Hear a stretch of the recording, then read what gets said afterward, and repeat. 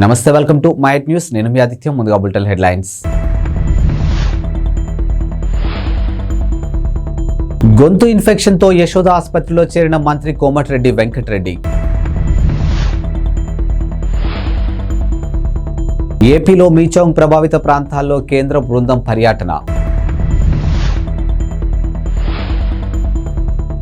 మంచం కింద పడుకొని తుపాకీ పేల్చిన 4 ఏళ్ల బాలుడు తల్లిదండ్రులపై కేసు. తెలంగాణ మంత్రి కోమటిరెడ్డి వెంకటరెడ్డి స్వల్ప అస్వస్థతో ఆసుపత్రిలోనూ చేరారు. ఎన్నికల ప్రచార సమయం నుంచి ఆయన గొంతు నొప్పితో బాధపడుతున్నారు. అది మరింత తీవ్రం కావడంతో హైదరాబాద్ సోమాజిగూడలోని యశోద ఆసుపత్రిలోనూ చేరారు.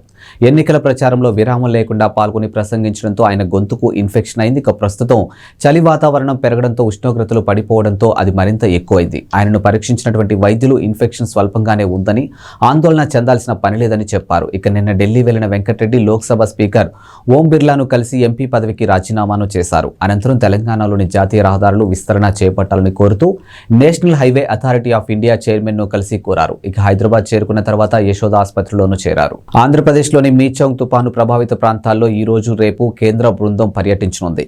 ప్రభావిత జిల్లాలో నష్టపోయిన పంటలు, ఇతర ఆస్తులను అధికారులు అంచనా వేయనున్నారు. ఈ మేరకు కేంద్ర బృందం బుధవారం ఆంధ్రప్రదేశ్ కు చేరుకుంది. బుధవారం కృష్ణా, బాపట్ల జిల్లాలో, గురువారం నెల్లూరు, తిరుపతి జిల్లాల్లో అధికారులు బృందం పరిశీలన చేయనుంది. పరిశీలనకు ముందు డిజాస్టర్ మేనేజ్మెంట్ డైరెక్టర్ తో భేటీ కానుంది. 2 బృందాలుగా ఏర్పడి ప్రభావిత ప్రాంతాలకు బృంద సభ్యులు పరిశీలించున్నారు. ఆయా జిల్లాల అధికారుల నుంచి సంబంధిత సమాచారాన్ని తెలుసుకోవాలనుకుంటున్నారు. ఏపీ విపత్తు నిర్వహణ సంస్థ ఎండీ అంబేద్కర్ వెల్లడించారు.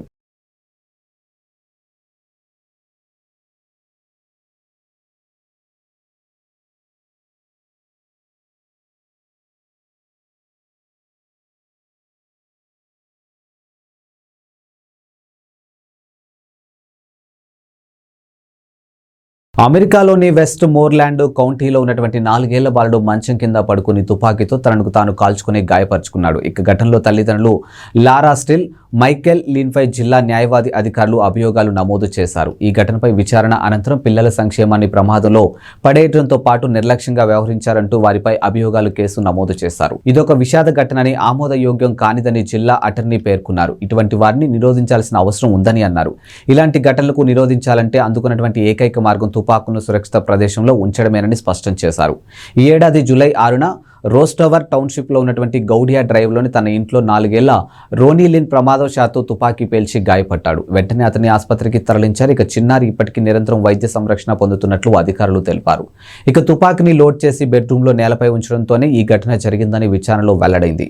ఘటనా సమయంలో స్టీల్, లీన్ ఇద్దరు ఉన్నారు. తుపాకీ శబ్దం వినిపించిన తర్వాత వెళ్లి చూస్తే కుమారుడు గాయంతో, రక్తమూడుతో కనిపించాడు. పక్కనే తుపాకీ ఉంది. ప్రతి నేరాన్ని నిరోధించలేమని, కానీ అత్యంత దుర్బలమైన వాటిని నిరోధించేందుకు ఓ మార్గాన్ని కనుగొల్సి ఉందని జిల్లా అటర్నీ పేర్కొన్నారు. తుపాకులకు సురక్షిత ప్రదేశంలో ఉంచడం ద్వారా ఇటువంటి ఘటనలకు నిరోధించవచ్చని వివరించారు. తక్షణ మానవతావాద సాయం కోసం గాజాలో ఇజ్రాయెల్ హమాస్ కాల్పుల విరమణకు డిమాండ్ చేస్తూ ఐక్యరాజ్య సమితి జనరల్ అసెంబ్లీలో ప్రవేశపెట్టినటువంటి ముసాయిదా తీర్మానానికి భారత్ అనుకూలంగా ఓటు వేసింది. హమాస్ చెరలో ఉన్నటువంటి బందీలందరినీ బేషరతుగా విడుదల చేయాలని ఈ తీర్మానంలోనూ పొందుపరిచారు. Algeria, Bahrain, Iraq, Kuwait, Oman, Qatar, Saudi Arabia, UAE, పాలస్తీనాతో పాటు అనేక దేశాలు స్పాన్సర్ చేసినటువంటి ఈ తీర్మానంపై మంగళవారం ఓటింగు జరిగింది. అమెరికా, ఇజ్రాయెల్తో సహా 10 దేశాలకు వ్యతిరేకంగా ఓటు వేశాయి. మరో 23 దేశాలు ఓటింగ్కు దూరంగా ఉన్నాయి. హమాస్ ఇజ్రాయెల్ యుద్ధం కారణంగా తీవ్రమైన మానవతా సంక్షోభం ఏర్పడిందని, పెద్ద ఎత్తున ప్రాణనష్టం జరుగుతుందని ఐరాసలోని భారత శాశ్వత ప్రతినిధి రుచిరా కాంబోజ్ అన్నారు. స్త్రీలు, పిల్లలు ప్రాణనష్టం అధికంగా ఉందని అన్నారు. జనరల్ అసెంబ్లీలో ప్రవేశపెట్టిన తీర్మానానికి భారత్ అనుకూలంగా ఓటు వేసిందని పేర్కొన్నారు. ఈ తీర్మానంలో అనేక కోణాలు ఉన్నాయని, హమాస్ చెరలో బందీల పట్ల భారత్ ఆందోళన వ్యక్తం చేస్తుందని రుచిరా కాంబోజ్ పేర్కొన్నారు. తెలంగాణలో నూతనంగా ఏర్పడిన కాంగ్రెస్ ప్రభుత్వం వడివడిగా అడుగులు వేస్తూ ముందుకు సాగుతుంది. కొత్త మంత్రులు ఆయా శాఖలపై అధికారులతో సమీక్షలు నిర్వహిస్తున్నారు. కాంగ్రెస్ ప్రభుత్వం 6 నెలలు మించి ఉండదంటూ విపక్ష నేతలు విమర్శలకు దిగుతూ ఉన్నారు. ముఖ్యంగా హిప్ రీప్లేస్మెంట్ సర్జరీ చేయించుకుని ఆసుపత్రిలో చికిత్స పొందుతున్నటువంటి మాజీ సీఎం కేసీఆర్ ను సీఎం రేవంత్ సహా పలువురు మంత్రులు, కాంగ్రెస్ నేతలు పరామర్శించిన నేపథ్యంలో ఈ తరహా విమర్శలు మరింత ఎక్కువయ్యాయి. ఈ విమర్శలకు కాంగ్రెస్ నేత విజయశాంతి కౌంటర్ ఇచ్చారు. బీఆర్ఎస్ అధినేత కేసీఆర్ ను కాంగ్రెస్ ప్రభుత్వ నేతలు మర్యాదపూర్వకంగా కలిసి ఓదార్పు ఇచ్చారని, దీనిపై కూడా కొంతమంది బీఆర్ఎస్ ముఖ్య నేతలు వ్యతిరేక వ్యాఖ్యలు చేయడం సమంజసం కాదని ఆగ్రహం వ్యక్తం చేశారు. మానవీయ స్పందనకు రాజకీయాన్ని కలపడం నేటికి బీఆర్ఎస్ కు అవసరమేమో కానీ కాంగ్రెస్ ప్రభుత్వానికి అవసరం లేదని మండిపడ్డారు. ప్రభుత్వం కూలుతుందంటూ బీఆర్ఎస్ నేతలు చేస్తున్నటువంటి తప్పుడు ప్రకటనలు కేసీఆర్ తప్పక ఖండించాల్సిన అవసరం ఉందని ఆమె తెలియజేశారు. తెలంగాణ కొత్త సీఎం రేవంత్ రెడ్డి సంచలన నిర్ణయాలతో తమదైన మార్కు పాలన కనబరుస్తున్నారు. ఇక సర్కార్ కొలువుదీరిన రోజు నుంచి సరికొత్త నిర్ణయాలతో దూకుడుగా వ్యవహరిస్తూ ఉన్నారు. గత ప్రభుత్వం హయాంలో తీసుకున్నటువంటి నిర్ణయాలను సమీక్షిస్తూ కీలక ఆదేశాలు జారీ చేస్తూ ఉన్నారు. ఈ క్రమంలోనే సీఎం రేవంత్ రెడ్డి మరో కీలక నిర్ణయం తీసుకునేందుకు రెడీ అయినట్లు తెలుస్తుంది. బీఆర్ఎస్ ప్రభుత్వం నిర్మించి తలపెట్టినటువంటి ఓఆర్ఆర్లో metro project CM Revanth Reddy రద్దు చేసేందుకు మొగ్గు చూపుతున్నట్లు సమాచారం. అయితే తాజాగా ఈ మెట్రో విస్తరణ పనులకు సీఎం రేవంత్ బ్రేకులు వేయనున్నట్లు సమాచారం. ఇక మంగళవారం ఎంఐఎం ఎమ్మెల్యేతో సీఎం రేవంత్ రెడ్డి భేటీ అయ్యారు. పలు అభివృద్ధి పనులు కార్యాచరణపై వారితో చర్చించారు. ఈ సందర్భంగా ఓఆర్ఆర్ మెట్రో విస్తరణ ప్రాజెక్టు అంశం కూడా చర్చకు వచ్చినట్లు తెలుస్తుంది. ఇక ఔటర్ రింగ్ రోడ్డు వరకు మెట్రో విస్తరణ అవసరం లేదని, అది కొందరు రియల్ ఎస్టేట్ వ్యాపారులకు లాభం చేకూర్చేందుకు గత ప్రభుత్వం తీసుకున్న అనాలోచిత నిర్ణయంగా సీఎం అభిప్రాయపడినట్లు తెలుస్తుంది. ఇక రేవంత్ రెడ్డి ఆ ప్రాజెక్టుకు రద్దు చేసి పాత నగరాన్ని విమానాశ్రయానికి అనుసంధానం చేయాలని ఆలోచిస్తున్నారట.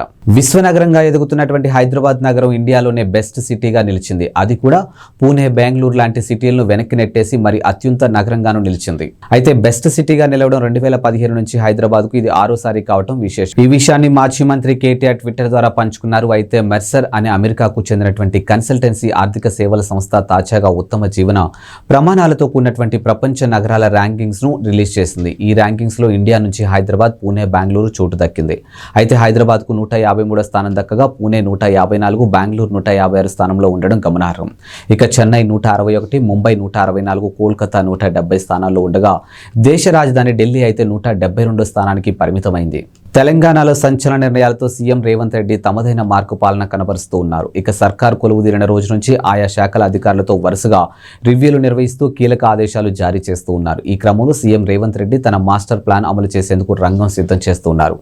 విశ్వనగరంగా ఎదుగుతున్న హైదరాబాద్ నగరాన్ని అభివృద్ధి చేసేందుకు మీ దగ్గరున్న ప్లాన్ ఏంటని ఓ న్యూస్ ఛానల్ యాంకర్ అడిగిన ప్రశ్నకు రేవంత్ రెడ్డి చెప్పిన సమాధానం సోషల్ మీడియాలో తెగ ట్రోల్ అయింది.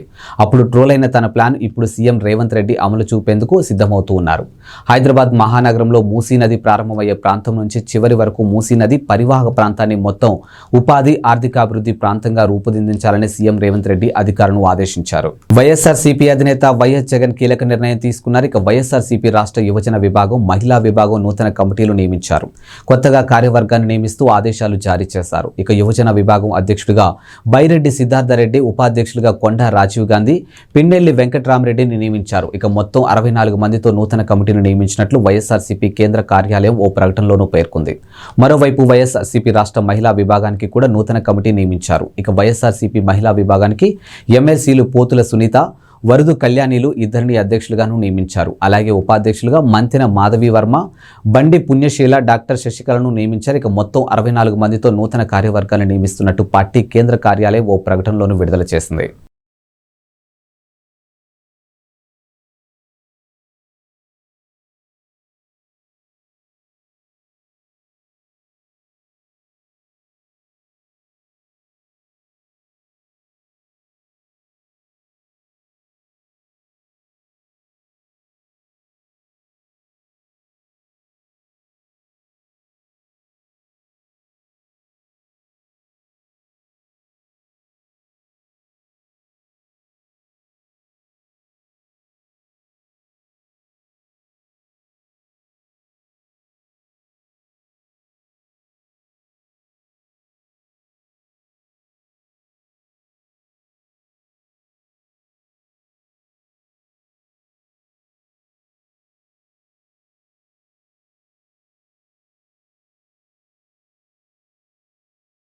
శ్రీశైలం ఆలయ పాలక మండలి కీలక నిర్ణయాలు తీసుకుంది. ఇక దేవస్థానం పరిపాలనా భవన్లో చైర్మన్ రెడ్డివారి చక్రపాణి రెడ్డి అధ్యక్షన సమావేశం నిర్వహించారు.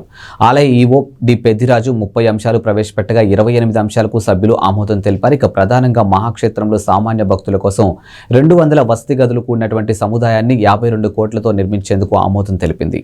ఇక శ్రీశైలం క్షేత్ర పరిధిలో ట్రాఫిక్, పార్కింగ్ సమస్యలను అధిగమించేందుకు టోల్ గేట్, నంది సర్కిల్ మొదలైన చోట్ల 38.50 లక్షలతో ఫ్రీ కాస్ట్ సెంటర్, డివైడర్లు ఏర్పాటుకు అంచనాలకు గ్రీన్ సిగ్నల్ ఇచ్చారు. అంతేకాదు 29 లక్షలతో క్షేత్ర పరిధిలో పలుచోట్ల సీసీ రహదారుల నిర్మాణానికి ఆమోదించారు. శిఖరేశ్వర ఆలయ ప్రహరీ, బండపరుపు సిమెంట్ రహదారి పనులకు 49 లక్షలు కేటాయించారు. ఇక సిద్ధారామప్ప జంక్షన్ మలుపు వద్ద 15 లక్షలతో పనులు చేపట్టాలని, కళ్యాణకట్ట వద్ద 13 లక్షలతో మరమ్మతులు, అభివృద్ధి పనులు చేయడానికి ఆమోదం తెలిపారు. శ్రీశైల క్షేత్ర స్థల పురాణం, చరిత్ర, క్షేత్ర ప్రత్యేకతలను పొందుపరుస్తూ చిత్రాలతో కూడినటువంటి టేబుల్ బుక్ ప్రచురించేందుకు సభ్యులు ఓకే చెప్పారు.